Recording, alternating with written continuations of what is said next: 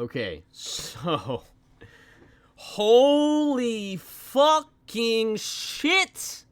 I just want to say, first and foremost, what the fuck was that trailer, yo? Like, I'm shook. I'm shook. I'm not gonna lie. They got me down bad. I am really, really excited for this next DLC. And I'm gonna explain why. Now, this is all theoretical. I'm pulling out the pin board, the string, and everything, right? You about to see me go crazy over some bullshit that has no real backing outside of this trailer and what we know about this game up till now, right? Okay. So, that being said, take everything I say from here on out with a block of salt. Not even just a fucking little sprinkle, not a dash of salt. No, I mean like... Check. I'm about to start rambling, ranting, and just coming up with theories that probably aren't even true. Hi there. But I digress. Let me get rid of some of this shit in my goddamn postmaster. God, this is bad. Full court? Yeesh. Okay. Snapshot ramp? That's probably a decent roll, but I don't care. Enough. Anyways. I just needed the fucking notification that my postmaster was full to go away. Now, we're gonna go on to talking about what the fuck just happened, right? Because I think this really implies... Or that I think what happened in the trailer implies a lot of what is to come. Now, the reason I'm here is because we need to talk about Zavala, specifically within the context of what it means to be a guardian, right? And the history that has come with everything that has happened within Destiny 2.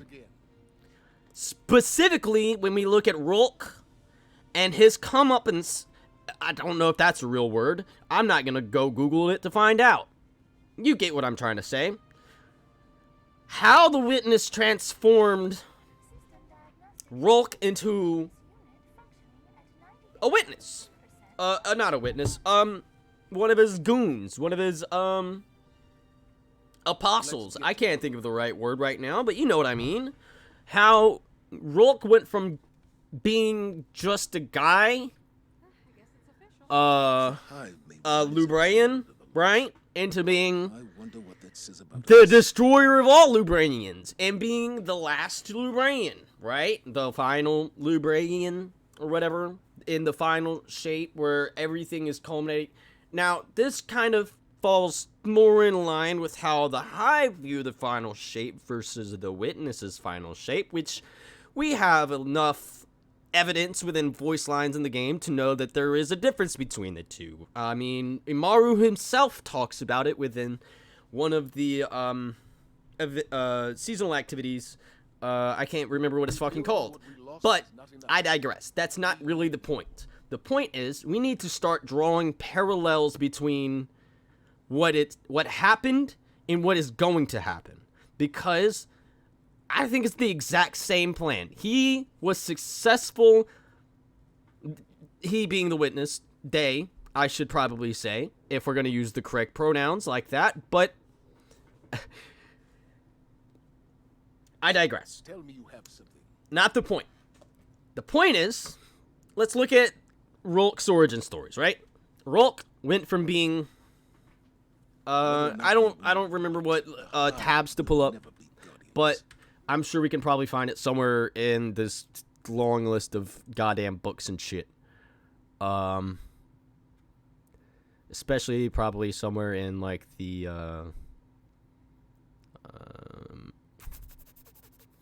and the Unveiling, right?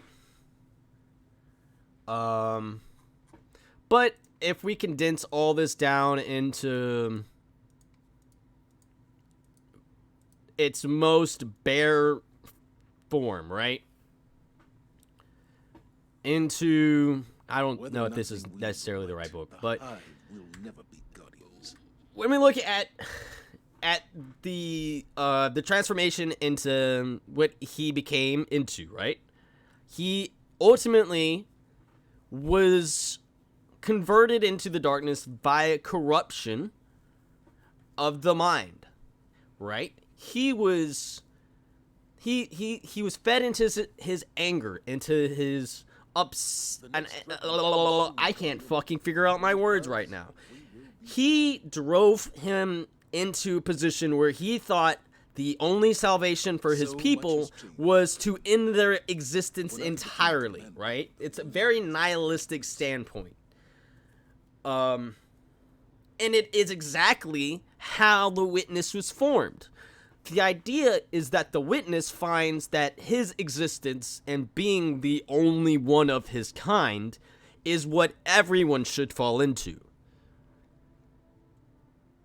That being said, Zavala could be that last person, that last guardian who has been corrupted into forsaking his own people because of what they've done up until now. Now, it would very much be hypocritical, and there are a lot of conflicting views within that, but that's kind of besides the point. What the witness aims to do with this, I believe, is to take Zavala's faltering view of how the light has put him into this position, especially with the traveler and his late wife and yada yada yada, right? Ikora and I have our disagreements. I think there's a lot of parallels. Resolve them and be stronger for it. He is willing to trust maybe some people that would be harder to trust, like Eris or other people who can draw from the darkness, but know of its dangers, of the limits you must impose on yourself, and not giving in to those temptations, into those rage feelings, into whatever it is that makes you feel contempt for your own position and how you got there. I think that's the true divide that is going to make Zavala maybe turn against us. Who would be the backdoor person into the finalization of the last city? What power vacuum would allow that to happen? And I think that one person could be Zavala. Based off the trailer, I think so, even more so, that is the case. Now, I might sound like a fucking crazy person, but think about it. So much has The witness shows up to the planet with two suns, says, hey, you need to kill all your people, blah, blah, blah, blah, blah. Salvation is their only... This is not... They sound a lot like Madara from Naruto, if you're familiar with his approach to the infinite Sakuyama and being in a world without unnecessary violence because everyone is put in a position to where it will not be imposed, yada yada yada, but at the end of the day, it's only through his vision and scope and whether or not they will lacks the vision of free will and human expression, and it really dives deep into the idea that if Madara were successful, it would end up being the end of Evangelion, where Sanji just reverts into the happy life, which could have been, right? Little Dougie reset, universe reset, and boom bada, you're back with your old wife.